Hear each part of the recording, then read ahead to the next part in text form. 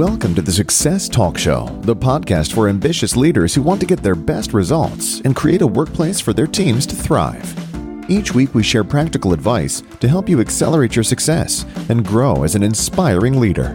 Now, here's your host, Leadership Success Coach, Donna Siriani.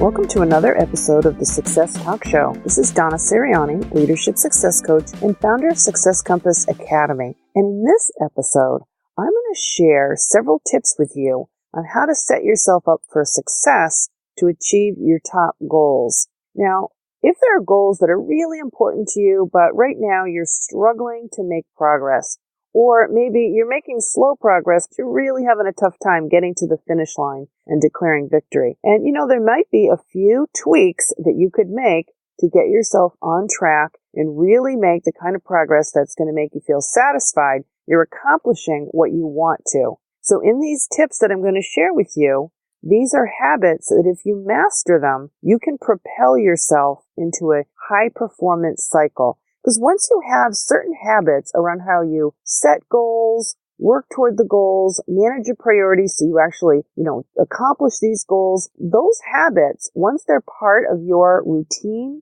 then this high performance cycle, as you complete goals, you can set new goals, and it just gives you the momentum that you need to really achieve the level of success and feeling satisfied, confident, and proud of what you've accomplished. Okay? So let's dig into the tips. Now, the first tip number one, is to decide on your top 3 goals. Now, studies have shown that, when you dilute your attention and you're really tackling too many goals at once, you're really not going to make the kind of progress you can make if you isolate them to your top 3. Now, this could be top 3 for the year, and then all through the year, you're working towards that goal. And there might be smaller goals that are helping you with that bigger goal for the year. It could be top 3 goals for the month.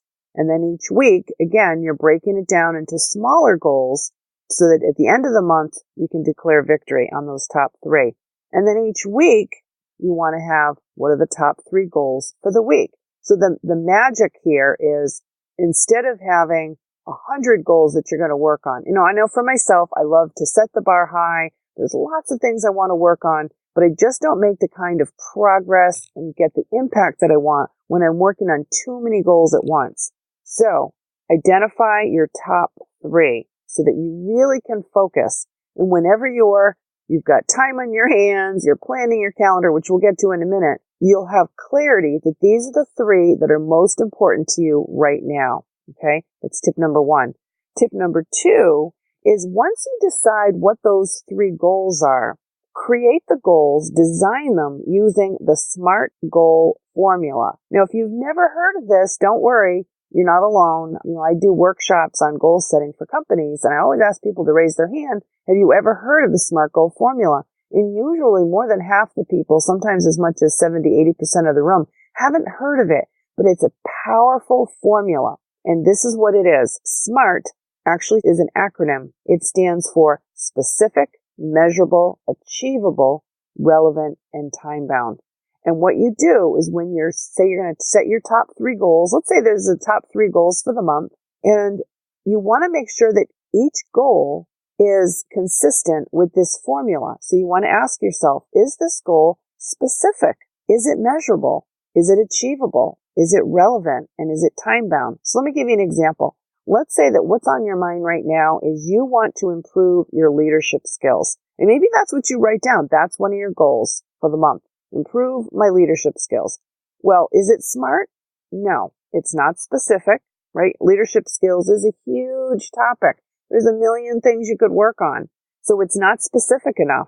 And what happens when it's not specific? When you look at that goal, if it's written down, it's in your planner, it's on your desktop, when you look at that goal, your mind isn't going to really know what actions do you need to take, what habits, because it's too vague. And so you might say, yeah, that's something I want to work on, but you sort of skip over it because you're not exactly sure what to do. Okay, the next part of the formula is it measurable? Well, improve my leadership skills. It's too broad. And how would you measure that? Really isn't any way to measure that. Is it achievable? Well, sure. Depends on what it is. Depends on what you're working on. So is it achievable? Well, sure, you can improve your skills in a month, but because you're not specific, it's not measurable. It's really kind of hard to know if you've achieved it. And is it relevant? Sure. Maybe it's relevant in your position. You're in a leadership role. You want to be more inspirational, be able to, work with your teams to get better results for the organization. So it may be entirely relevant. But is this time bound? No, because there's really it's not specific, it's not measurable, and you haven't set a date. So it does not comply with the SMART goal formula. Let me give you an example of something that would be. You could say, increase my score for being assertive, my assertiveness over the next 6 months. You could set a date of, by July 1st. Now, that would be a SMART goal. Now, the reason why I say that could be is that it is specific. Instead of saying, all the leadership skills, I want to be good at everything. You're picking one specific leadership skill. And assertiveness is an emotional intelligence skill that would be crucial for you, that you're advocating for your point of view. Okay. So assertiveness is something you can study, practice, and improve.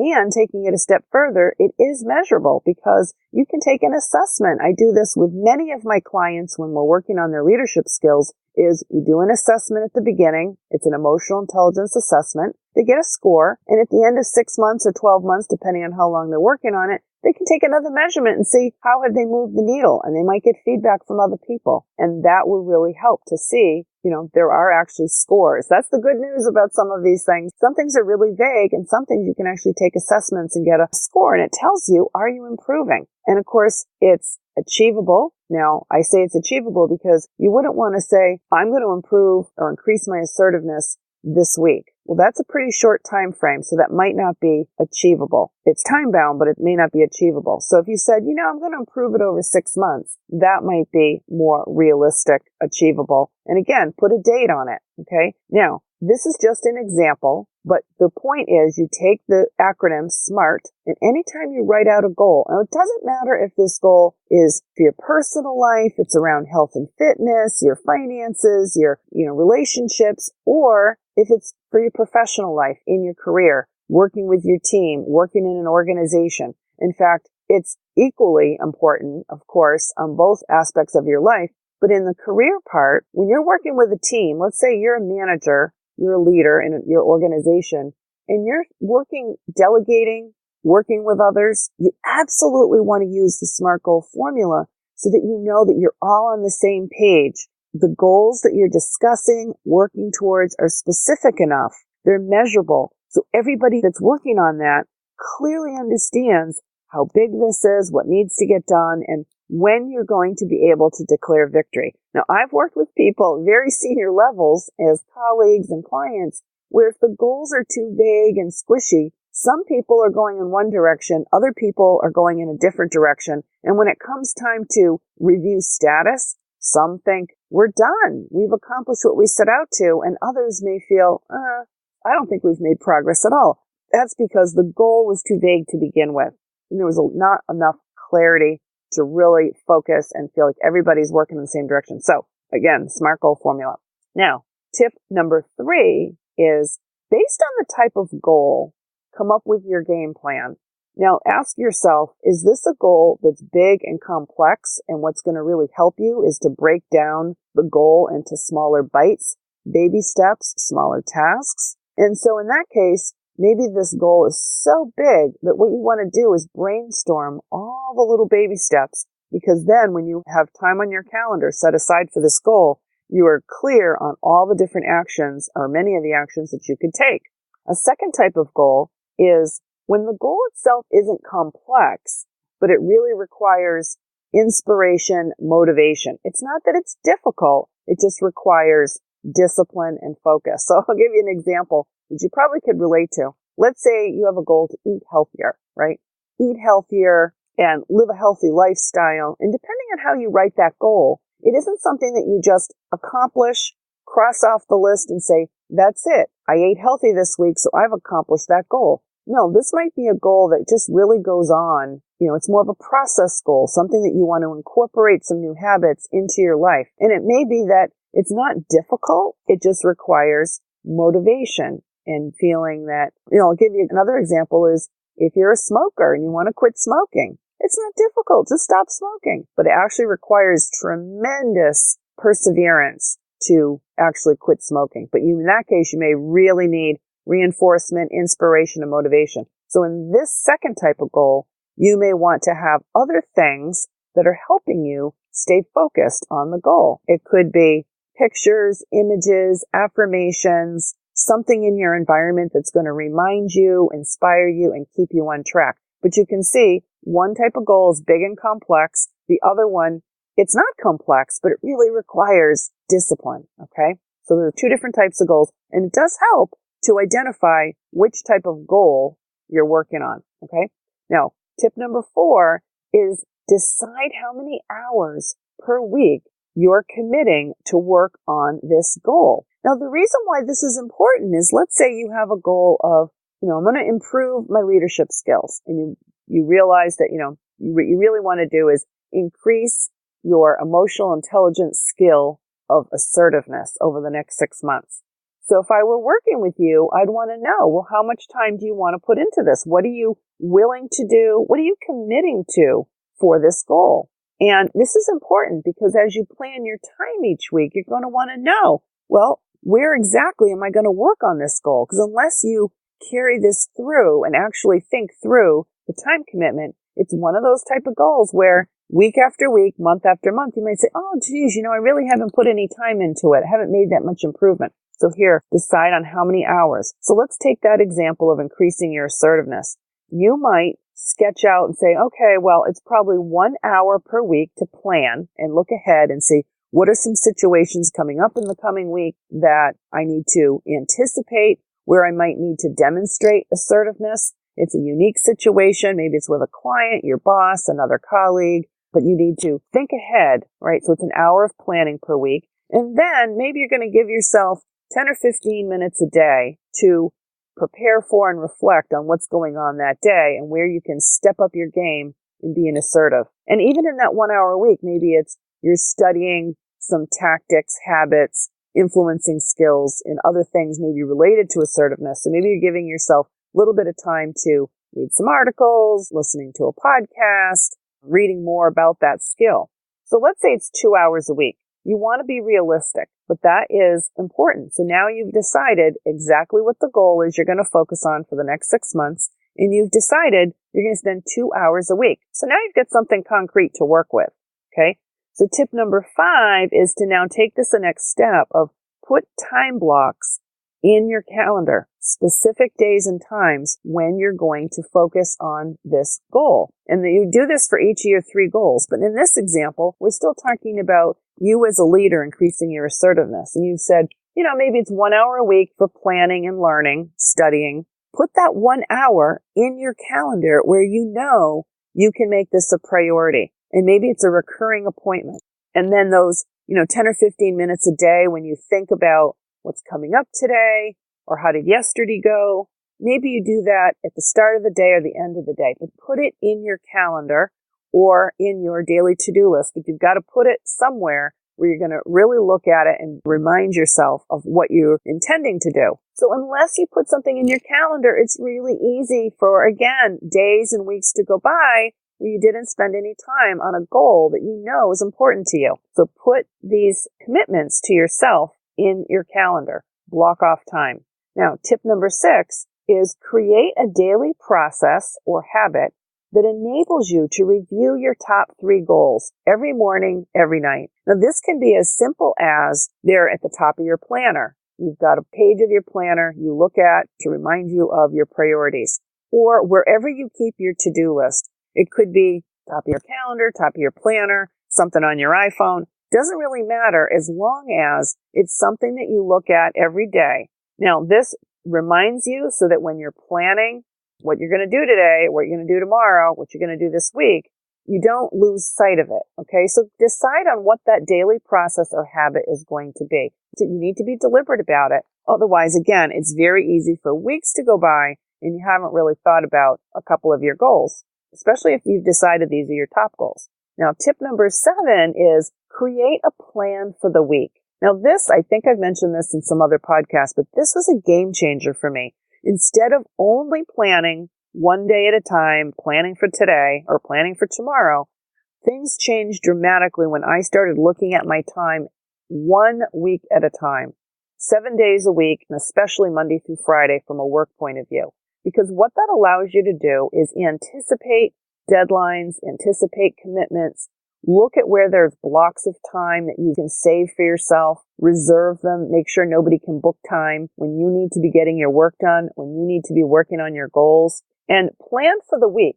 Let's say you've got your top 3 goals, right? And now for the week, be really deliberate about where exactly in the week are you going to make time for those top 3 goals. Ideally, and we'll talk a little bit about how to plan the day, but ideally you would put it during times of the week when you know you're going to be able to commit to it. So if you've got some busy days with client commitments, projects due, working with your team on some things, you're scanning the week to say, where are the best times for me to get my work done on my top 3 goals? Okay, so create a plan for the week. It allows you to be more realistic, be proactive, and then if something comes along and someone says, hey, have you got a minute? I've got this request, this project, this issue. I'd really like your help. And if it's something that can wait because you already have planned your week, you know what you want to get done for the week, you then have the insight to be able to say, I really don't. I've got some commitments right now that I'm working on. Could this wait until next week or tomorrow, right? You're going to be better prepared to handle disruptions, interruptions, new requests when you already have your arms around what you have made commitments on, okay? So tip number 8 is always create a plan for tomorrow the day before, okay? So as you sit here today and you're listening to this podcast, sometime by the end of today or early evening, you want to sit down and look at your calendar for tomorrow and actually plan out the day.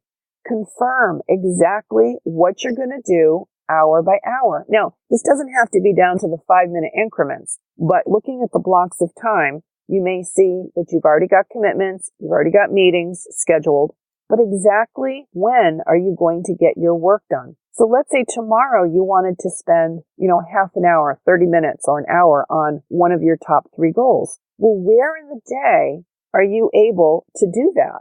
Because I don't know about you, but I have been often in my career overly optimistic. I see this busy schedule. I know I've got a lot to do. And when I get to the office, I just have this optimism that somewhere in the day, I'm going to find time to work on this goal, this project. And by the end of the day, I really haven't. And maybe it just slips to the next day or I end up working late. So what I'm asking you to do is plan out the day and say, when exactly are you going to work on those top 3 goals? Maybe it's just one of them for 15 minutes or half an hour. And the best time to tackle something that you really are committed to is first thing in the morning, because that's when you're fresh, you're thinking more clearly, you can tackle more complex assignments, and that is the best time. If you save something for the end of the day, you're really setting yourself up for it. You not being at your best, your battery's running dry, and it might slip to the next day, or you're just not going to do your best work. So if it's really important to you, and this is all based on neuroscience, the best time is at the start of the day. Now, for me, another example is I love to learn. I always have things on my list of where I'm, part of my top 3 goals. Usually there's something I'm learning that's important to me. And the best time for reading, e-courses, learning, honestly, is at night. 8 o'clock at night is an ideal time because then maybe it's quiet, it's after dinner, your day is done, and you can really listen and absorb and study something. And again, from a neuroscience standpoint, when you go to bed at night, that new information is getting embedded, right? New neural pathways are being formed. And studies have shown through neuroscience that you will retain the information more effectively when you sleep on it, right? When there's sleep, it has time to be assimilated in your brain and your memory. So anyway, create a plan for tomorrow, the day before. That allows you to get up the next morning. You've already got a plan. You know exactly what you're going to do when. Now, things come up, of course, but you start the day with a plan and you have used your brain power the day before to make those little decisions about what you're going to do when. So that hopefully you can put yourself on autopilot in the morning. Okay. Now, tip number 9 is it's ideal for you to have a way to track progress, because by tracking progress on your top 3 goals, remember we were talking about you may have some goals on your mind right now, things that are really important to you, personally or professionally, that you're struggling with. You're not making the kind of progress you really wish you were. You're not crossing the finish line, declaring victory on them. They seem to keep eluding you, and you're wondering, what should I be doing differently? I just don't seem to be making progress. So it is so valuable if you decide how are you going to track progress on your top 3 goals. Now, I've tried several different tactics, and some work better for me than others. One of my favorites is very, very simple. For my top 3 goals, I might have a Word document where I have the goal, and it's a SMART goal, and underneath it, I'll list all the different tasks of what I need to accomplish for that goal. And in the Word document, instead of deleting the tasks as I complete them, I actually use the overstrike and I show a cross out so I can see what I've completed and what's still pending. Now, there's lots of tools, lots of ways to do this. You could have, a little checkbox and just put the check mark. But it's important to be able to track your progress and be able to reflect and see how far you've come on a particular goal. What have you accomplished so far? Maybe on assertiveness, we'll stick with that example. You see that you've, several situations which you've handled differently. You've studied, you did your emotional intelligence assessment, you did the assessment, you've read the report to see what are the recommendations, you have tips and tactics, and you're tracking things, and you can look back at the end of 6 months and say, wow, I have come a long way. Look at all the things, I've done all these things. I spent 2 hours a week on assertiveness for 6 months, and I can say that I've really made huge progress. I can see all of the accomplishments. So that can be a very helpful exercise, because it's like keeping score in a game. If you play tennis or golf or whatever your sport is, maybe you're a runner and you track your time. Like, geez, last time I did this, I did and I don't know what the times are, but I did a 3-minute mile, and now I've got it down to a 2.5-minute mile. I don't even know if that's possible, but you're keeping track for yourself. And there's something about keeping score, which helps you to feel progress, satisfied, and in a way, you're kind of making a game of it, right? Let me look at my scores. How am I doing? Okay. So that can be really important. Now, one of my clients is actually using a tool called goalsontrack.com. And I've tried using it. I do like the tool very much. If you're a digital person, you really like tracking things with a tool and setting up the goals, having a dashboard, having it in front of you displayed every day on what your top goals are. It's got lots of capabilities. I really like that tool. So check it out, goalsontrack.com. Okay, and the last tip number 10, is to review your progress every week on your top 3 goals. Now, this would include looking at every week, what are your wins? What are the things? It could be something small. How did you move the ball forward this week? Also look at your losses, something you had hoped to do that you didn't do. So let's say, for example, in this scenario that I've been using in this podcast is you want to improve your assertiveness skills. So let's say you wanted to spend 2 hours a week. Well, a loss could be, I didn't spend any time this week. I didn't think about it. I didn't spend the 1 hour on a daily basis. It wasn't even on my mind at all. I had a really crazy busy week at work, and it's just, the loss is I paid no attention to it whatsoever. So then the next question would be, well, what's a fix going into next week? Okay, well, it's on my calendar, and the fix could simply be, I am going to do it earlier in the day, or I'm going to move it to a different day where I know I'll not be interrupted and I can really concentrate on it. Or I'm going to have this goal on my mind at the top of my to-do list, every day. Whatever it is, whatever the fix is that you think is just some little tweak that you can make next week so you make more progress the next time around. And then lastly, any insights you had. You might along the way have insights that something that's important to you, a perspective, a new strategy, new philosophy, but it's good to make a note of what are you learning along the way as you are working towards these goals. Okay. So every week, the point is every week to review your progress on your top 3 goals. Now that review process itself could simply take 15 minutes. That is something you could put on your calendar, right? I happen to do it on Sunday mornings because that's my quiet time to look at last week. How did I do? Wins, losses, fixes, and insights. And then going into the coming week, I plan out my week ahead. And Sunday morning for many years has always just been my best time because it's quiet, it's my time, and I can do my planning then. So that is it for the tips. Now again, how to set yourself up to achieve your top goals is really important. I speak with my clients all the time, and there's always a direct correlation on where you're putting your attention, your focus, and discipline. And when you put the attention on it, you will see improvement and progress. So hopefully these tips are going to help you increase your focus and create some new habits. And once you set those habits up, these can be with you really for life. So they work equally well for both personal and professional goals. So I hope this has been helpful for you. If you would like to subscribe to this podcast so you get future episodes, simply within iTunes, you can click on the subscribe button. And while you're there, I would love to hear from you. So if you found this episode helpful, I'd love it if you left a comment, and you can even click on ratings and reviews within iTunes and just leave a quick comment because I'd love to get your feedback. Anyway, hopefully this was helpful. I want to thank you for listening and have a great day.